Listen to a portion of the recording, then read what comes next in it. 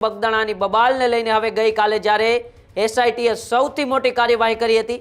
પ્રથમ વખત પણ જ્યારે જયરાજ આહીરની પૂછપરછ કરવામાં આવી ત્યારે એવું લાગી રહ્યું હતું કે તેમની ધરપકડ કરવામાં આવશે, પરંતુ બગદાણાની બબાલને લઈને આ સૌથી મોટા સમાચાર। નવનીત વાલદિયા કેસમાં એસઆઈટીની મોટી કાર્યવાહી આપણે ગણી શકીએ છીએ, કારણ કે ગઈકાલે જયરાજ આહીરની ધરપકડ કરવામાં આવી છે અને ધરપકડ કર્યા બાદ જયરાજ આહીરને મેડિકલ ચેકઅપ માટે પણ લઈ જવાયા હતા। આજે જયરાજ આહીરને કોર્ટમાં હાજર કરવામાં આવશે।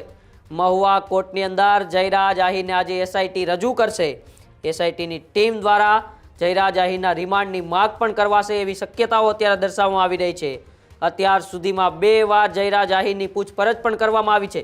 બીજી વાર જ્યારે પૂછપરછ દરમિયાન એસઆઈટીએ જ તેમની ત્યાં ધરપકડ કરી લીધી હતી। પ્રથમ વખત જ્યારે એસઆઈટીએ તેમને પૂછપરછ માટે બોલાવ્યા હતા ત્યારે 3.5 કલાક જેટલી લાંબી પૂછપરછ ચાલી હતી, પરંતુ ગઈકાલે પણ ફરી એક વખત એટલે કે બીજી વખત એસઆઈટી તેમને પૂછપરછ માટે બોલાવે છે ને ત્યારે પૂછપરછ દરમિયાન જ કદાચ એ પૂછપરછમાં જ એવું સામે આવ્યું છે અને જે નવનીત બાલદિયાએ 15 જેટલા પુરાવાઓ આપ્યા હતા એ પુરાવાઓને લીધે અને પૂછપરછમાં ક્યારેક જયરાજ આહીરનો એ આરોપીઓ સાથે એટલે કે જે પહેલાં 8 આરોપીઓ પકડાયા હતા ને એમાંના નાજુ કામડિયા હોય, રાજુ ભમર હોય, આ તમામ આરોપીઓ સાથે જયરાજ આહીરનો સીધો સંપર્ક નીકળતા એસઆઈટી તરત જ તેમની ધરપકડ કરી લે છે અને ધરપકડ બાદ હવે તેમને આજે જ્યારે મહુવા કોર્ટની અંદર હાજર કરવાના છે।